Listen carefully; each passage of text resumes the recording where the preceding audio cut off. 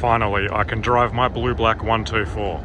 So it's safe to say that fuel pump replacement was a complete success, and I no longer have any fuel leaks. And it's good to get it out on the open road. And I even washed it this morning as well, which was a mildly traumatic experience, because I started to think that I had clear coat failing on this rear lid here, but it actually just turned out to be a chemical spill that I'd obviously made there in that location, and it cleaned off. Nonetheless, I've bought myself a car cover, which I'm going to keep it on from now on. I'm not going to allow it to get completely covered with crap anymore. That was, yeah, just a bit too much to bear. So I immediately went out and bought a car cover.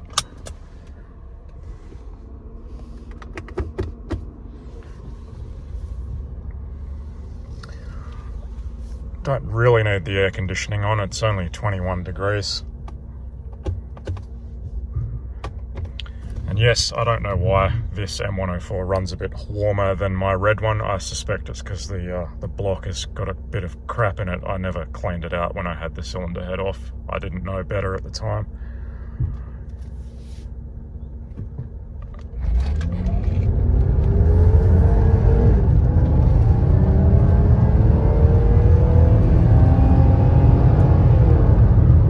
So she's running all right. It seems a bit down on power. I might need to change the fuel filter. Possibly the tank screen is a bit clogged, because when I first started driving it, it actually became breathless in first gear, and that's very indicative of fuel starvation. So yes, while it's drivable, the fuel situation isn't completely solved, but that's probably more a maintenance thing. I should have changed the oil filter, I mean the fuel filter, while I was doing the pumps, but I just incorrectly assumed she'll be right, because yeah, it's only done 5,000 Ks, but then again, I have had some god-awful fuel in this tank before. So yeah, when this tank runs out, I'm probably going to consider cleaning out that strainer, and I'll get a new filter as well. But yeah, that's just maintenance, and then we'll see how it goes then. You know what? Screw it. I keep trying to cheat my way out of things.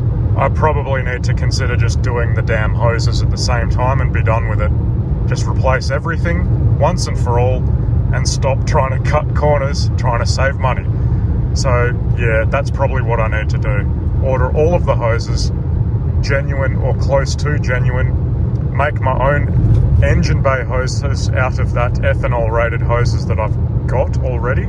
That seems to be working perfectly fine. And yeah, I'll take it from there. All in all, it's actually driving pretty damn well. The only issue is when you absolutely floor it, the engine becomes breathless. So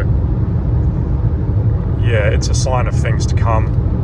Hopefully it's not a case of that suction hose collapsing like I had on the red car, which almost caused an accident because I pulled out in traffic and the engine just basically quit. My blue-black car is not exactly a concourse winning vehicle. I don't go to town cleaning it. There's quite a bit of hard water deposits left on it after I've washed it, because I don't actually dry them off once I've cleaned them. You can see the cap around the antenna is already starting to fail. That was new a few years ago. They just don't last. And thankfully these white patches on the lid have not come back. So yeah, it was just a stain that fortunately cleaned off and wasn't the clear coat failing. So this is the car cover. It's not actually rated for outdoor use, but I'm hoping that this is kind of indoors, because there is a large roof above the car at the moment. So it's not exactly sitting in the rain and the sun, but we'll see how it goes anyway. And this is allegedly large, and it doesn't actually fit properly.